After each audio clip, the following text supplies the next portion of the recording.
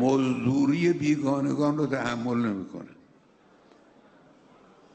شما هر کی میخوای باش مزدور بیگانه که شدی، برای بیگانه که کار کردی، ملت تو رو مردود میدانه، نظام اسلامی هم تو رو مردود میدانه.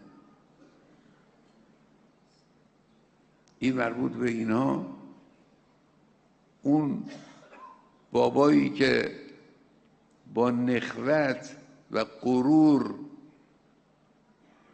نشسته اونجا راجع به همه دنیا قضاوت میکنه، او هم بدانه که معمولاً مستبدین و مستکبران عالم از قبیل فرعون و نمرود و رضاخان و محمد رضا و امثال اینها، وقتی که در اوج غرور بودند سرنگون شدند. این هم سرنگون خواهد شد.